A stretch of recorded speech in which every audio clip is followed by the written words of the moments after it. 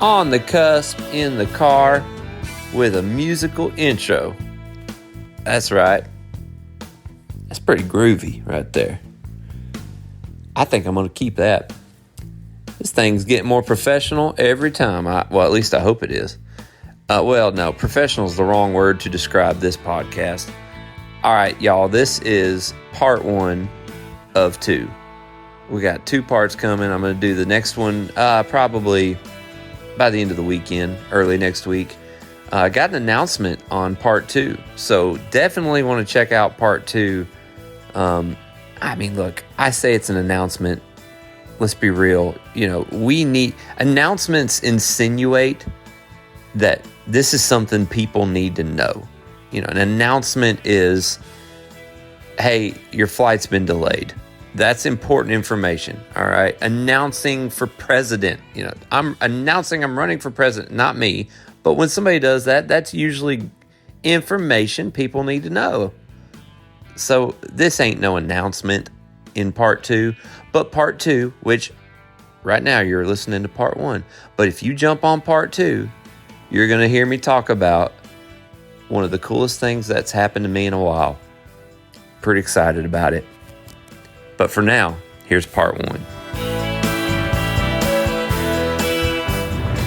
On the cusp in the car. Whew, it's been a while.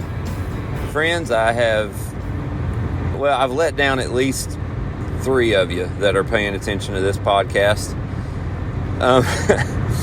So it's been a while because there's been a lot going on. Sometimes when you're on the cusp, you ain't got time for nothing. That's what my daddy used to say. I think he said that in high school. That's a funny story from back when my dad was in high school in Walkertown, North Carolina, back in the early 80s. I guess the teacher got on to him for not doing his homework. And he looked at her and he said, well, you know why I didn't do it? She said, why? He said, because I ain't got time for nothing. And his friend was there, David Fulp, Mr. David Fulp, who's now a pastor. And every time I see Pastor David Fulp, he'll look at me and grin, and he'll say, I ain't got time for nothing.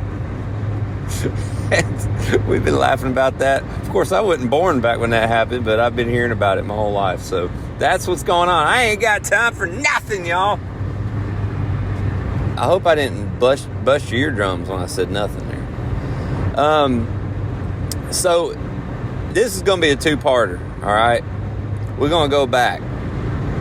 About 3-4 weeks ago, I went to Effingham, Illinois, and I played a show called Branson On The Road. Now, if you've known me or followed me at all, then there's not many of you out there. But if you do, then you know that I have been in this show before. So in 2019, actually late 2018, I met a lady named Debbie Horton. I needed a guitar player for a show that was going to be pretty Johnny Cash themed at this Johnny Cash farm in Bon Aqua, Tennessee. Johnny Cash used to own a big farm down there, and they've got a barn that Johnny would do these little neighborhood concerts in years ago, family reunions, stuff like that. So the barn's been remodeled, and they have a concert venue in there, and I've done some shows there over the years. And in October of 2018, my wife and I had us a show down there. And we called that show, that was actually one of the first Monroe's Sun shows. I had a band called Monroe's Sun. My wife would sing in it some, but we did bluegrass / rockabilly. And for this particular show, since we were playing at the Johnny Cash farm, I wanted to have that Johnny Cash sound with our music. That kind of thing, So I told my bass player at the time, Miss Lisa Horngren, I said, Lisa, we need a guitar player because our normal guitarist couldn't be there. He had to be on the road that weekend. He had a conflict, couldn't make it. She said, well, I know this lady named Debbie Horton. And she said, if she's available, I know she's in Tennessee visiting from Branson. Maybe she'll do it with us. So she got on the phone with her, and Debbie said she's in town and she'd be interested, and Debbie knew of me, and apparently she had seen me and Lisa 5 years earlier, back in 2013, playing a show with W.S. Holland, the drummer for Johnny Cash. We did a show at the Music City Roots. It used to be a big deal to get on Music City Roots. I remember when I got on there, I thought I was like a step from the Opry, man, because it was aired on WSM radio. That's the home of the Grand Ole Opry. And Music City Roots, I'll have to tell that story sometime on here. But man, I thought I was really on the cusp then. So it turns out I'm still on the cusp of something. But anyhow, back in 2013, we played Music City Roots with Johnny Cash's drummer, and it was really cool. And in the audience that day was Debbie Horton. She saw the show. She actually came back to the merch table, and I don't remember this, but she tells me she came back there and she purchased the CD from me. And I've admitted to her, I don't remember that moment. But 5 years later, I call her up, and she is doing something that's way beneath her at this point. I mean, Debbie was a successful touring musician with a show. Now, I'm not talking about she traveled as a musician playing her own show. She had a show that she sold to theaters and still does. It's called Branson On The Road, and she developed and produced this show, and she's been doing it for years. And I'm going to interview her coming up for my other podcast feed, Chasing That Neon Podcast, and you'll be able to hear her story. It's pretty fascinating. So Debbie agrees to come play guitar for us. Now, one of the coolest things she ever did was she got to play guitar on stage with Johnny Cash. She played lead guitar for him. He called her up out of the audience when she was young, and she come up out of the crowd and grabbed Bob Wooten's guitar. That was Johnny's guitarist at the time. And she put that thing around her neck and burned Big River to the ground. That's one of Johnny's songs, Big River. She burned it up, man. There's a recording of it. I've heard it. And Johnny Cash would see her and say, well, there's Debbie Horton, the only female to ever play lead guitar for me. That's what happened. So Johnny would tell her that. Well, all these years have gone by, and she's still playing Johnny Cash music. And we'll get more into that in part 2 of this. But she started and developed this show called Branson On The Road. She worked in Branson for years, and now she's got this touring show, and here she is available to come play a little podunk $75 pay gig for me. And she learned some of my originals on lead guitar. She did all the Cash stuff, and we went down there and did the show. That was fall of 2018. And she was very nice, very professional. She nailed it. All right, now, about a month or two after that, she called me up and said that she had an opening in her show, Branson On The Road, for me. She invited me to be in the show and do all her dates in 2019 with her. And I was like, what? I didn't see that coming. And I didn't even know anything about Branson, the town. I mean, I knew there were shows in Branson. I'd never been to Branson. I was just not very aware of it. And she said, you're a good entertainer. I think you'd be great for the show. So I went up there to her house, and we did she lived in Missouri at the time, Springfield, Missouri. So went up there, rehearsed, sort of auditioned, went through the show, made sure I kind of understood what she needed, and agreed to do 2019. And we did. Next thing you know, I'm in a gold jacket. I'm out here playing theaters, slap full of people all across the United States, parts of Canada. We went to Canada and played up there, and they were sold out. We'd do 5 shows in a weekend. I mean, I had never been on anything like this.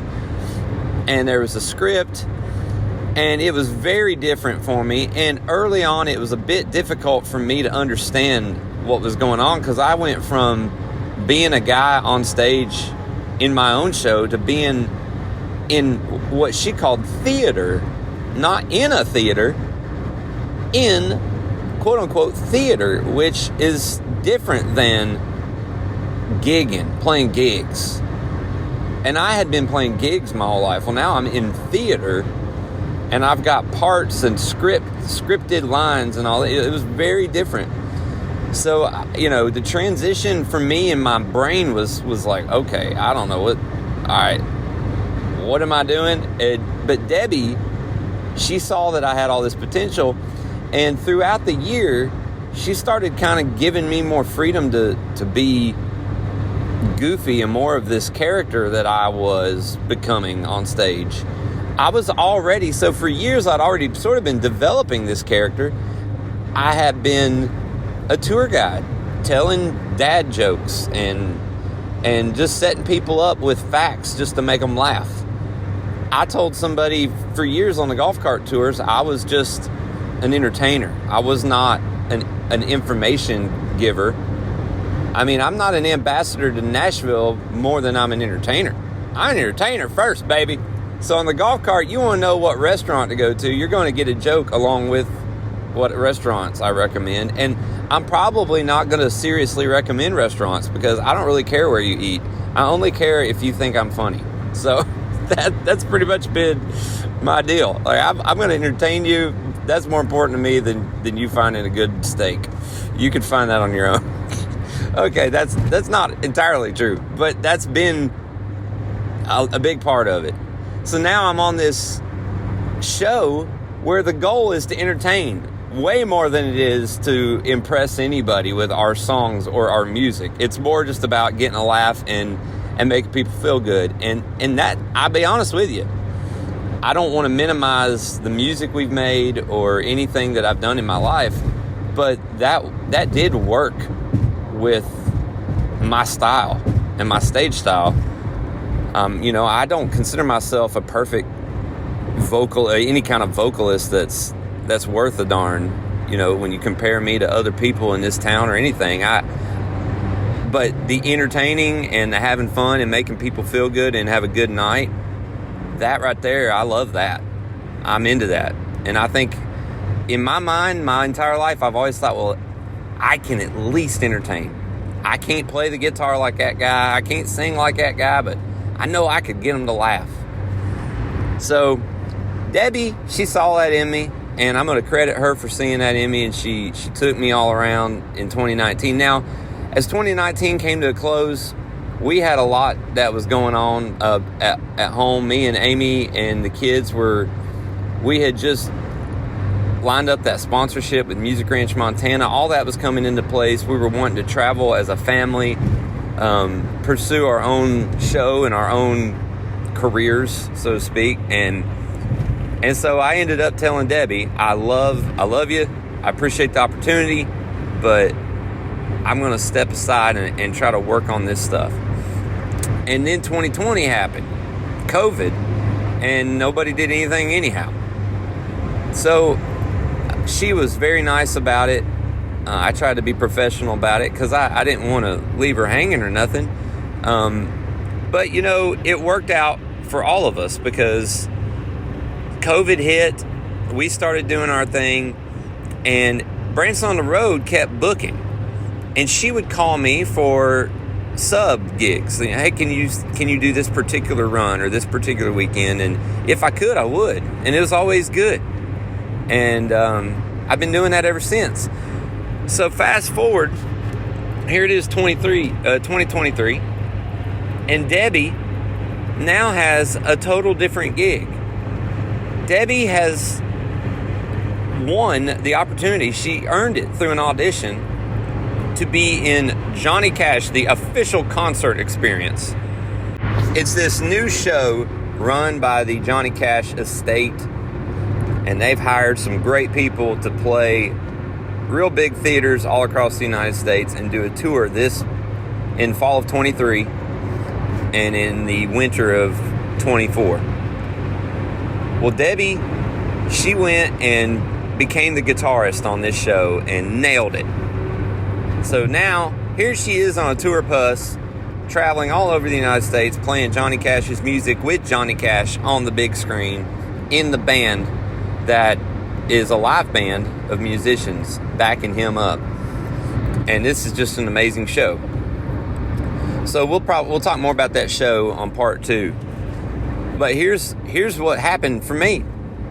I was booked to go with her to Effingham, Illinois. And here she got this opportunity to go on the Johnny Cash tour. Well, guess what? She called me and said, can you go do Effingham, Illinois for me as Branson on the Road? What? You want me to go do it without you? I was freaking out a bit, but I just was like, okay, all right. You know, she believes in me. She trusts me. We got 2 musicians going with me that I know it's going to be a great show. Jerry Webb and Nick Bryant. And the 3 of us are going to go. By the way, if you hear my turn signal, it's because I'm turning my life around. No, I missed the exit, but that was good. I like that. All right, so me and Jerry and Nick prepared to be Branson on the Road. Now, this was Nick's second Branson on the Road show and Jerry's first. And one of my favorite things about when we're in the show is the back and forth between me and Debbie. And I'm kind of like, she's like the straight person, like being serious, and I'm the Don Knotts. I'm the idiot up there. Well, now all of a sudden she ain't there. So I felt like I was trying to be both the whole show. But look, here's the funny thing, and this is why I'm telling this story. I could get into all the details, but I don't want to bore y'all. I just want to tell you, the week leading up to this, I was filled with irony. I had all this irony in my mind of, I still have never played in Branson. I still don't fully understand the Branson model. All I know is I'm going to Effingham, Illinois to be, quote unquote, Branson on the Road. I'm from Nashville and the rest of this band is from Nashville. So I had to look at it like, again, like she said, theater. It's acting. I'm an actor. I mean, I've seen them Batman movies and that guy ain't really Batman. So if he can do that, I reckon I can go up here and be Mr. Branson. Well, I haven't really talked to Debbie much about it, but if she hears this, I struggled without her to pull off being Mr. Branson. But I was myself. I mean, without giving it away that I'm from Nashville and, you know, I'm not Branson. I was as much me as I knew how to be to get through that show and to be Mr. Branson. And you know what I thought was wild? The audience had a blast. And it's just another example of, here you think you know, people are expecting something very specific and they show up and here's what they really want. They want to forget about their problems, walk in, have a good time, laugh, and leave. And when they leave, they want to leave too. When it's time to leave, they want to leave. They're not just like, oh man, we don't really want to leave. No, they're like, okay, we're good. We're done. Thank you. But that exchange between what we're doing on stage and them wonderful people in the audience, smiling, laughing. I mean, that's what it's all about. So I was honored to get to do that. Jerry and Nick, they had a good time. They did a great job. Now, here's the crazy part. We drove back. Now, as soon as the show was over, we got in the van and left this big old nice, unbelievable theater. I think there was a staff of like 20 people up there. It was crazy. Lee Bryce played there right after us, and he's a big old country singer. And so it's like, this is a pretty high up venue we played in Effingham. So we leave there. And by the way, I ain't bragging. I'm just trying to tell you like the irony. It's like, we get in the van and now we're just like driving all night to get back. Because first of all, I'm not Mr. Branson. I just played a huge theater in Illinois as Mr. Branson. And now we're in the van driving back because Nick has to lead worship in the morning, Sunday morning. Jerry's just along for the ride. And oh man, I almost watched a wreck. At least I wasn't part of it. And I'm the illegal one here holding my phone doing a podcast. I probably shouldn't tell you all that. But so I got to get back because Amy and I have a gig the next day at 1 p.m. at the Country Music Hall of Fame. Now, this is the other crazy part of this. Our friend, unbelievably talented fiddle player / actually, she's a singer first. She's a true artist, Kenzie Wetz. Amazing talent. But she, like a lot of people in Nashville, she showed up here and she toted her fiddle down and got a gig for Bill Anderson playing fiddle and singing with him. And, you know, she'll say, I've got most of my calls to be a side musician in bands. So she's found herself doing that for basically 20 years. And that's more than half her life. So she's not that old. But she's out here singing with us, and we're honored that we've gotten to do the shows we've gotten to do with her. She adds a real amazing vocal quality to Amy and what we do. So we're working on some stuff. We'll keep you posted on it. But she called us, and she had a Spotlight Musicians show at the Country Music Hall of Fame that she earned with all of her resume of playing with these big country singers over the last 2 decades. She plays the Opry all the time. So, you know, she's earned it. She's playing this musician spotlight at the Country Music Hall of Fame. And she asked Amy and I to come down and sing a song on it. The song that we ended up doing was In the Ghetto, which, golly, Amy singing that and us singing harmony with Amy is just really something special. I love it. And I always wanted Amy to do that song. And back in the summer, I've gotten her to do it a few times over the years, but she would always be dismissive of it. Like, well, I don't know, it's so sad and I want to cry, you know. She gets emotional because the lyrics are emotional. But I told her, I said, look, I have this feeling that people have not really heard this song.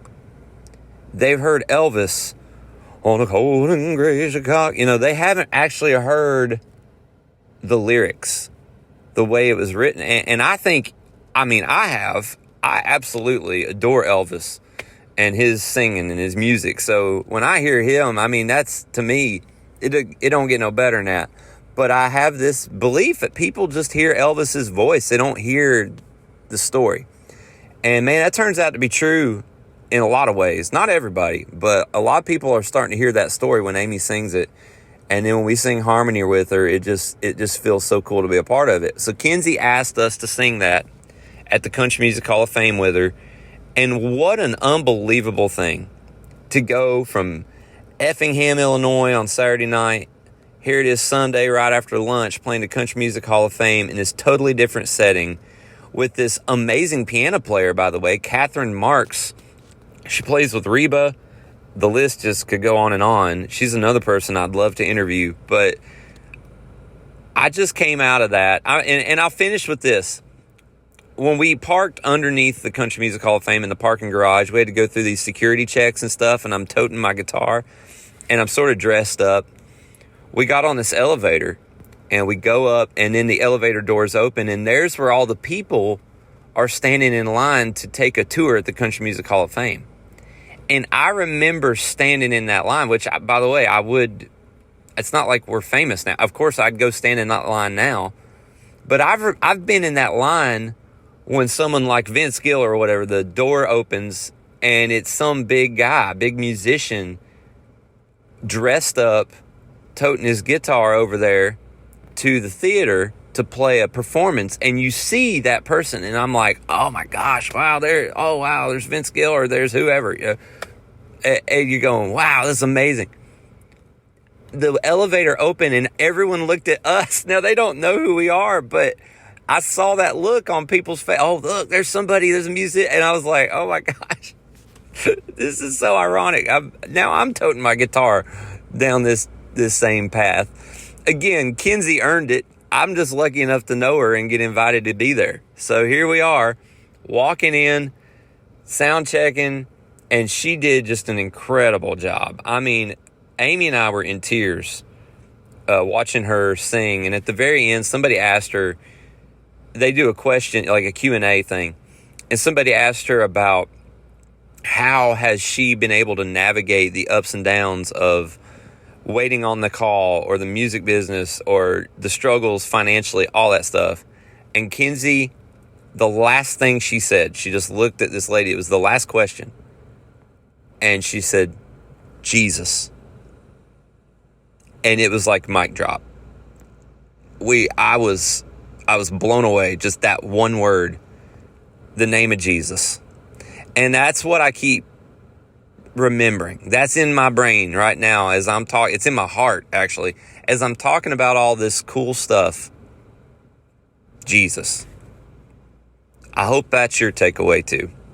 Whatever you're going through in your life, we're all relying. If there's one thing we can count on, if you're relying on something dependable, I know what it is.